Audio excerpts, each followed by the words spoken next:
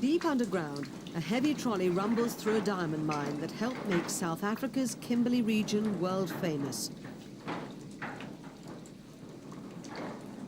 But Vincent Jonas isn't foraging for precious stones. He's mining mushrooms, oyster mushrooms to be precise, in a unique experiment in sustainable development. Mushrooms are not the normal trade of the giant De Beers company, but when gems ran out, the area's workers needed other jobs. Kimberley was built almost literally on diamonds. When miners saw mushrooms growing in their place, an idea was born. This is now South Africa's only subterranean fungus farm. The tunnels yield a ton of mushrooms a week. The Big Hole Oyster Mushrooms Farm was created as part of a wider employment initiative.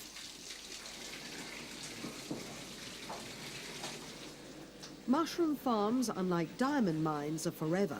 So De Beers uses the Big Hole as an example of how to regenerate communities that have lost their main source of income. Vincent Jonas is glad of the opportunity. Yes, I was searching for a job, then I found this job. But when I found it, I started to like it because it's the first time I was underground.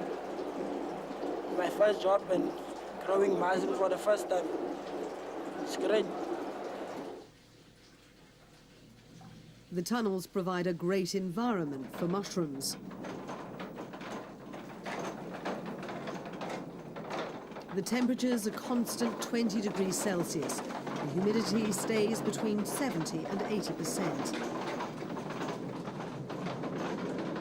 On the face of it, the mushroom farm is a good way of keeping the mine open and creating new jobs. But some labour organisations are critical of such businesses. They suggest these projects do not introduce sustainable development that will benefit local communities. They also say such small-scale initiatives obscure the long-term failure of exploitative industries. De Beers and other companies that found their traditional pursuits changing argue that they've made the effort to keep people employed. Whoever's right, delegates at the World Summit beginning in Johannesburg on August the 26th might do well to look at the examples in South Africa. The Big Hole is in Kimberley, around 500 kilometres southwest of Johannesburg. It's the birthplace of South Africa's diamond mining industry. It's also a reminder of the thousands of people, black and white, who came here seeking a fortune or just for some work. The De Beers Mining Company was formed more than 100 years ago. Business boomed and the firm grew into a global giant. But South Africa's economy faltered 10 years ago. Several mines also reached the end of their lifespan, so thousands of workers were laid off. In an attempt to create some jobs, De Beers set up a series of projects, several involving recycling the rubbish from the old mines. Traditional searching processes were rudimentary, so there are still diamonds in these dumps. Sedibeng is one of the new joint ventures. It was set up on a closed De Beers mine site in Kimberley. Deep mining was done by men, but this project is egalitarian with 8 women among the 23 workers. The company's proud of what it's done, referring to Sedibeng as a job-creating black empowerment incentive, worthy of post-apartheid South Africa.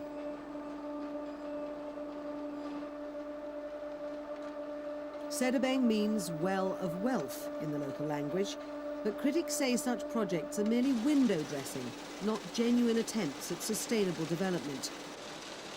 They believe much more is needed in order to maintain jobs. The National Union of Mine Workers is particularly cynical. Therefore, there is an element of appeasing those communities to buy into this being a good employer. You build 2 classrooms there, you build a clinic there, you build some small thing there, and therefore appease those communities as actually to accept you as a good employer and a good corporate citizen.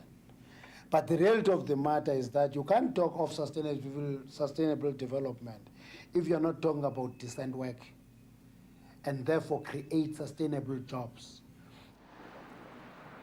Cullinan is a mining town east of Pretoria.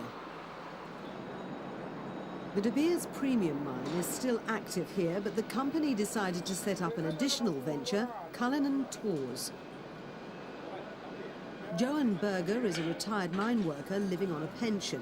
He took up an offer that was too good to refuse as an underground tour guide. I think the opportunities are becoming more and more. There's a demand for tourism, especially within the De Beers group, to do underground tours and to do tourism, not only underground but on surface as well. Tourists, businessmen and foreign dignitaries all take the diamond mine tour. Cullinan Tours is developing a complete tourism complex on the mine site, aiming to keep the business running even after all industrial activity has stopped. That doesn't just mean underground tours.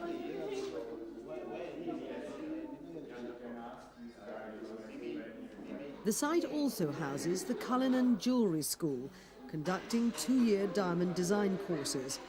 The first group will graduate this year. Some students had applied for mining jobs before discovering the school's existence.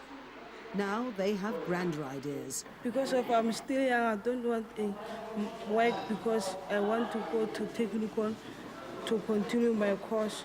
After this, continue my course, I want to open own business. The jewellery school was established with government cooperation.